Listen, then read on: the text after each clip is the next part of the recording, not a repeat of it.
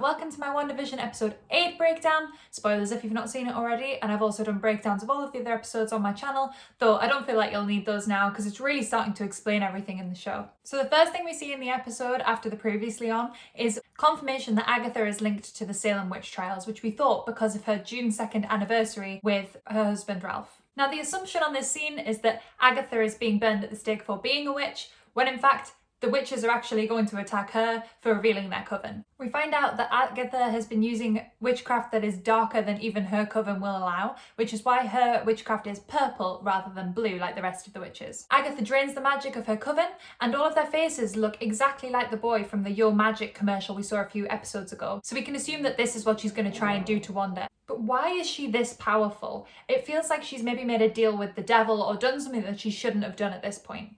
She then heartlessly steals her own mother's brooch and then wears it throughout the series. Agnes then talks to Senor Scratchy and appears to listen to what he's saying to her and says she's shocked to see the real us. The implication here being that Senor Scratchy is a person, not a rabbit, and he's been transformed. Or maybe she just talks about her pets the same way I talk about Flynn. Agatha doesn't seem to understand why Wanda doesn't know anything about witchcraft when she's been performing it this whole TV show. We knew because of the aspect ratio change in the last episode that this dungeon is outside of Westview and outside of the Hex. But then, to clarify that, Wanda's accent is also back to Sokovian rather than American. Agatha comments on the fact that she cast a Pietro, as Wanda's real brother's body was on a different continent, which confirms the fact this isn't a crossover, this is just a fun casting choice. When Agatha takes the fly down from the wall and starts casting spells over it, pretty much every MCU fan thought that was going to be her turning it back into Mephisto. But no, she just made it crawl all over Wanda's face. Agatha clarifies that the level of power that Wanda has displayed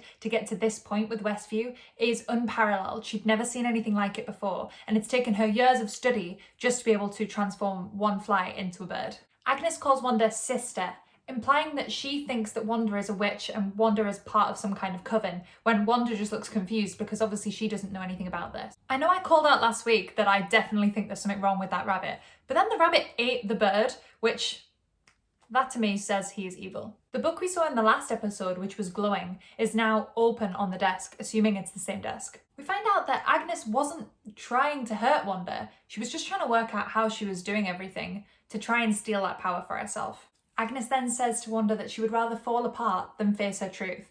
Now, in the Nexus commercial in the previous episode, the list of side effects did include facing your truth, so I feel like that is the first step in her recovery. It might just be me, but I felt like Agnes was acting more like a therapist through this episode than a villain. She's starting to feel a little bit more like an agnostic character rather than a stereotypical good or bad guy. There's still a red glow to that cupboard at the back of this dungeon when we know Agatha's magic is purple. To me that says somebody else's magic is being used in those wardrobes. Then we go on the journey through Wanda's most traumatic moments in her life. Those go in order according to the commercials that we've seen. Then we get the moment with Wanda's parents and we find out why this whole thing has been sitcoms the whole time. Wanda has comfort shows. Young Wanda, hiding under the table with Pietro, catches sight of the Dick Van Dyke Show still playing on the TV and says by the end of the episode they realise it's all a bad dream. Wanda is using the sitcom episodes of Wandavision to get to the end of those episodes and spark herself into waking up and realising that Vision isn't dead because it was all a bad dream, when in fact we know it wasn't. Agnes is raking up all of this trauma to try and work out why Wanda is the way she is.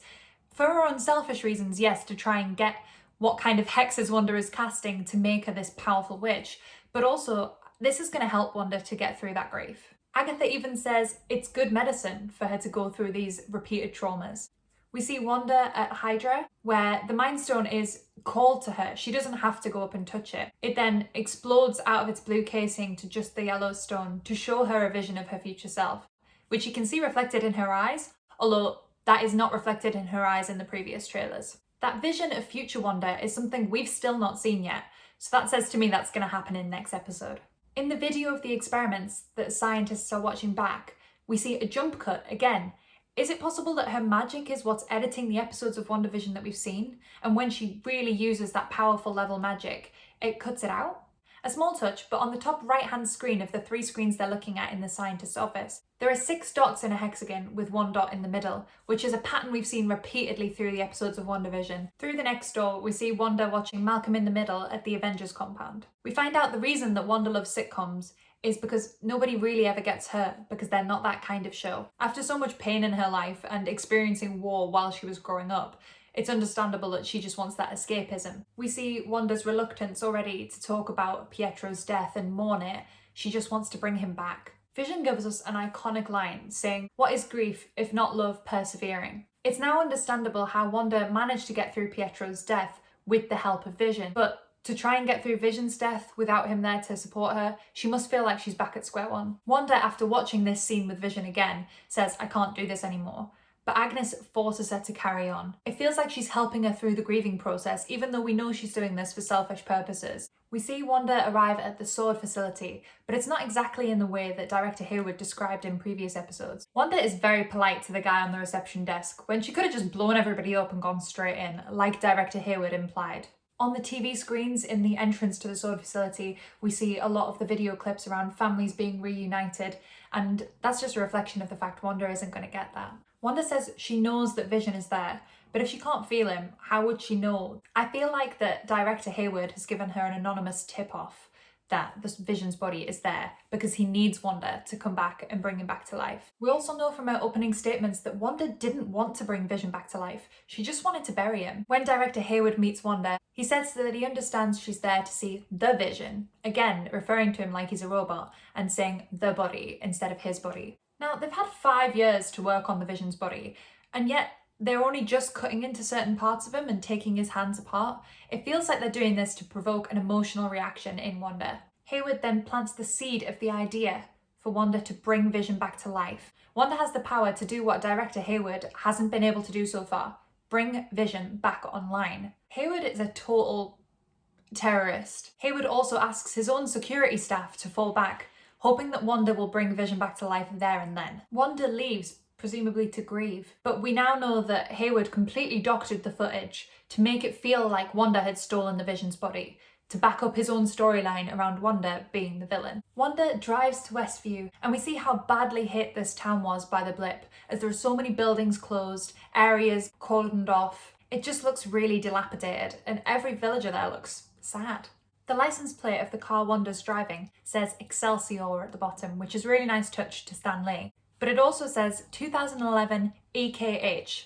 I haven't worked out what that means yet, but if anyone does know, please let me know. We see that because of the blip, the house that Vision bought for himself and Wanda to grow old in never actually got built. We see that Vision is written on the deed in a heart, and there are hearts featured on every calendar that Wanda has in the episodes, so I wonder if this deed became the calendars that we see, with a heart around the 10th on the Modern Family intro, and the 23rd in the original calendar in the first episode. We finally find out that it isn't somebody else who built this hex, it is actually Wanda, and she's just way more powerful than we all thought she was. Not only that, but she can create matter, so she created the Vibranium Vision and the Mind Stone that was in his head. Wanda sees what Wandavision looked like from the inside of the set now. She's noticing all of the production lights, the boom mics. This is her realizing that the sitcoms aren't the perfect reality that she thought they were, and in fact they are just created. Wanda had never realized through this whole Wandavision process that she was on a set before. She thought this was her real life. And now she's started to go through that grieving process.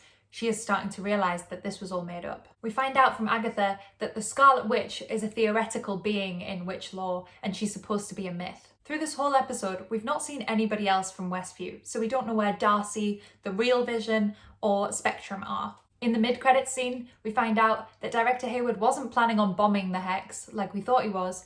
He was actually saying "we go today" about bringing their white Vision to life.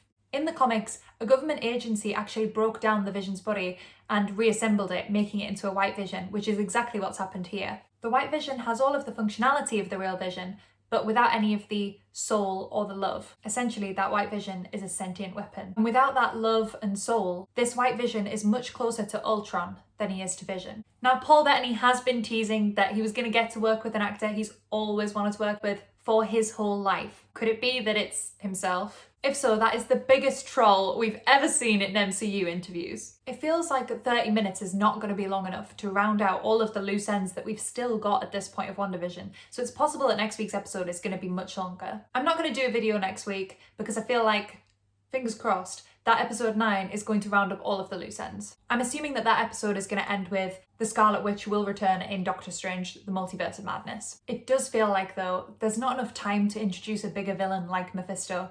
We now have 5 people with powers inside of Westview. The only possibility is that that reveal comes very, very close to the end. Many people think that Wanda is going to open up the multiverse at the end of this season, but I don't feel like that's exactly going to happen, just because in Spider-Man Far From Home, which chronologically happens after this, Spider-Man, who is an Avenger and would know this if it had happened, isn't aware of a multiverse. He actually seems really surprised when he's asked about it. But similarly, the third Spider-Man does feel like it's going to delve into the world of the multiverse with the casting choices of Tobey Maguire and Andrew Garfield. They're not confirmed, but we can always hope. If there is no overarching villain though, it's so cool that we finally got a good female villain that isn't just Hela, who got one movie and then got destroyed. Also, when I started this, I said the reason I wanted to do these videos is because I love Scarlet Witch and I think she is the most powerful Avenger. But nobody can ever tell me that she isn't now. So thank you for watching this video. I really hope you enjoyed it, and thank you if you stuck with me from the first episode. It's been really fun making these, and I really hope we get to see a lot more of Wanda Maximoff in the rest of the MCU. And I pray to God that we don't get Vision dying again, because I don't think my heart can cope with it. Are you gonna say bye-bye? No. He doesn't like me because we just bathed him. You're being grumpy.